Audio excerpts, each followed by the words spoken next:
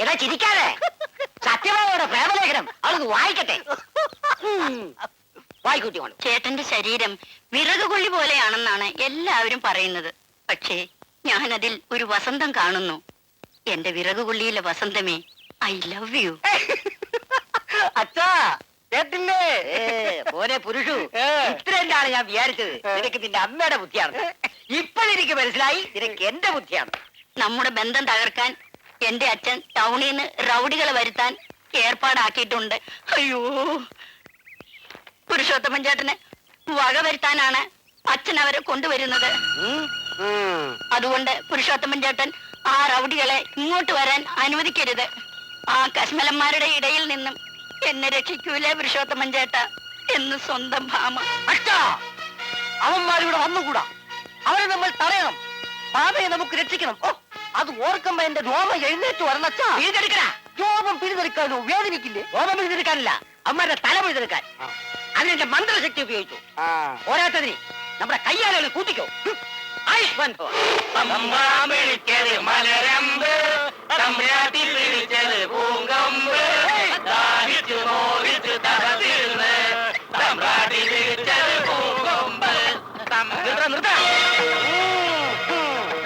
എന്താണ് വണ്ടിക്ക് മുമ്പിൽ ചേർന്നത്? എന്താ ജീവിതം മതിയായോ? അതേടാ, നിന്റെയൊക്കെ ജീവിതം അവസാനിപ്പിക്കാനാണ് ഞാൻ വന്നിരിക്കുന്നത്. എടാ പ്രകാശ, മധുരം ഇറങ്ങിച്ചെന്ന് അവന്റെ തലക്കിട്ട് കൊട്ടുകൊടുത്തിട്ട് വാടാ. ഉള്ളവനാണെങ്കിൽ ഇറങ്ങി വാടാ. മൂത്തകുന്നത്തെ ദുർമന്ത്രവാദി വിക്രമാദിത്യവർമ്മയെ കുറിച്ച് നീ കേട്ടിട്ടുണ്ടോ? അദ്ദേഹത്തിന്റെ പുന്നാര മകൻ പുരുഷോത്തമനാണ് ഈ പറയുന്നത്. മച്ചാനെ, ഇവനെ വാരിത് പറഞ്ഞ മായാവിയാണെന്നാ തോന്നുന്നത്. ആരായാലും എന്താടാ, ഇവനെ ഇന്ന് ശരിപ്പെടുത്തി തരാം.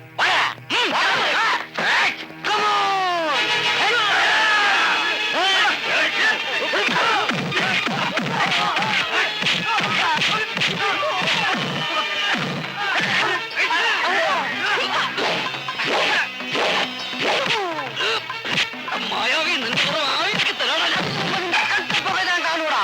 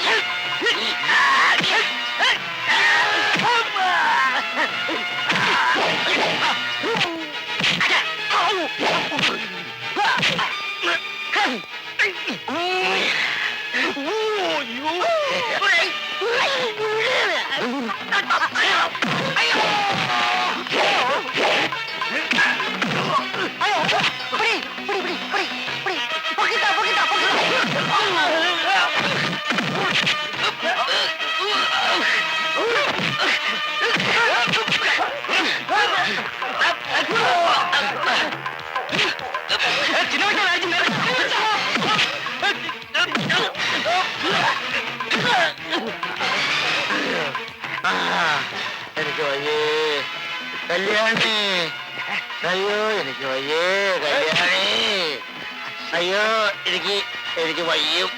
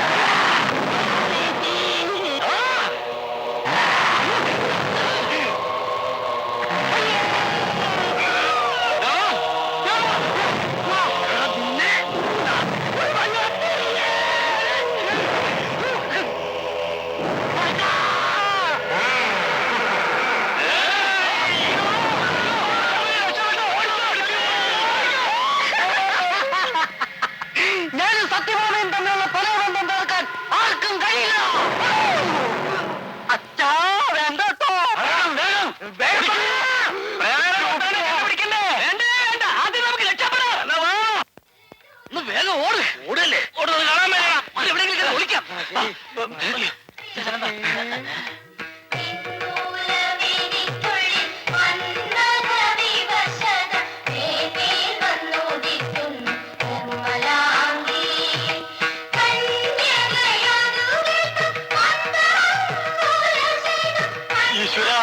ഇതെന്താ ദേവലോകാണോ?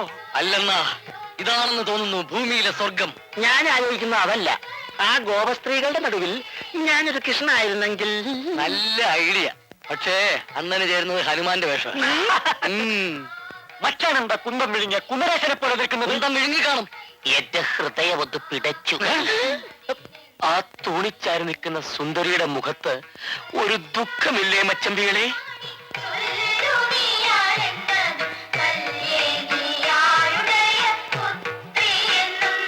ആ മുഖത്ത് മാത്രമേ ദുഃഖമുള്ളൂ, ബാക്കി എല്ലാം പ്രസന്നമാണ്. നമ്മുടെ പ്രസന്നത പോകുന്ന ഒരു കാര്യം ഞാൻ പറയാം. ഇത് നമ്മളെ ബുക്കിയുടെ തിരുമേനിയുടെ വീട്. ആ വാല് ദേ നിൽക്കുന്നു. എന്നാ പിന്നെ വേറെ സ്ഥലം വിടാം. ഇവിടെ നിന്ന് ആ മന്ത്രവാദി നമ്മൾ ആടും പട്ടിയും പൂച്ചയൊക്കെ ആക്കി മാറ്റും. ഓ, ഇനി ഞാൻ ഇവിടുന്ന് എങ്ങോട്ടുമില്ല. എന്റെ മനസ്സിവിടെ കുരുങ്ങിപ്പോയി. എന്റെയും ചെറുതായിട്ട് എന്റെയും. എന്നാ പിന്നെ എന്റെ മനസ്സും കൂടെ കുരുക്കാൻ നോക്കാം. എന്ന സഖാക്കളെ മുന്നോട്ട് മുന്നോട്ട് മുന്നോട്ട് മുന്നോട്ട്. നമസ്കാരം. ഇത് തിരുമേനി. ഓ, വീട് കണ്ടുപിടിക്കാൻ ബുദ്ധിമുട്ടിയോ? അയ്യോ, അങ്ങനൊന്നുമില്ല. അന്വേഷിപ്പൻ കണ്ടെത്തും എന്നാണല്ലോ. ഞങ്ങൾ അന്വേഷിച്ചു കണ്ടെത്തി. ചട്ടമ്പികൾക്ക് ഈ സ്ഥലമൊക്കെ ഇഷ്ടായോ? അല്ല, കേട്ടില്ല എന്ന് തോന്നണോ? ചട്ടമ്പികൾക്ക് ഈ സ്ഥലമൊക്കെ ഇഷ്ടായോ എന്ന് ചോദിക്കാം. പിന്നെ അച്ഛനെ, നമുക്കിനി കുറെ നാളിവിടെ സുഖമായി താമസിക്കല്ലേ? അതേടാ, നല്ല പ്രകൃതി രമണീയമായ കാലാവസ്ഥ. പിന്നെ വടക്ക് ഭാഗത്തേക്ക് തീരെ പോണ്ട. അതെന്ത് വടക്ക് ഭാഗത്ത് മാത്രം പോണ്ടെന്ന് പറയാൻ കാര്യം? അവിടെ സ്ത്രീകൾ വിശ്രമിക്കുന്ന സ്ഥലമായതുകൊണ്ട്.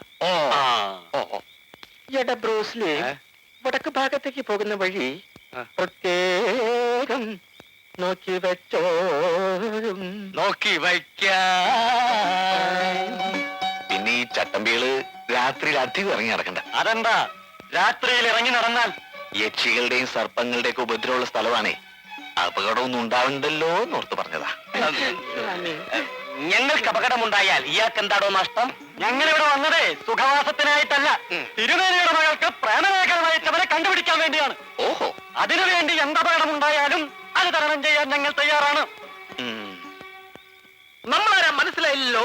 ഞാൻ സേതുമാധവൻ, ഇവിടുത്തെ കാര്യസ്ഥന്റെ മോനാ. ഓഹോ, ആ വാലിന്റെ മോനല്ലേ? ഞാൻ വിചാരിച്ചു ഇവിടുത്തെ ഏതോ തിരുമേനി ആയിരിക്കുമെന്ന്. നല്ല ആരോഗ്യമുള്ള ശരീരം. ഇടയ്ക്കിടയ്ക്കൊക്കെ വന്ന് ഞങ്ങൾ ഈ ബോഡിയൊക്കെ ഒന്ന് മസാജ് ചെയ്ത് തരണം. ഇടയ്ക്കിടയ്ക്കല്ല, മിക്കവാറും ദിവസവും തരേണ്ടി വരും. എന്തോ അല്ല, ഈ മസാജ് ദിവസവും തരേണ്ടി വരും.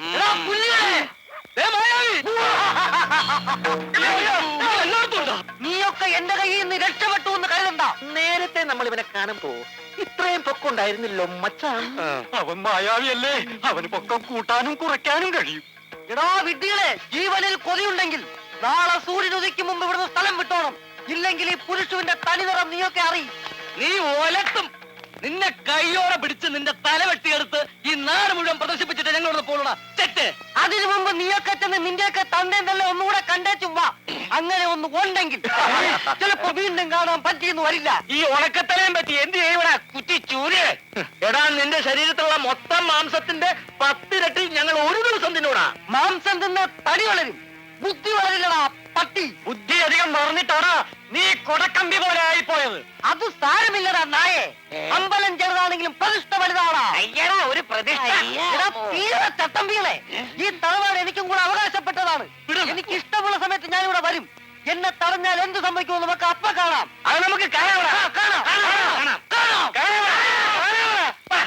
അവനത് മതി.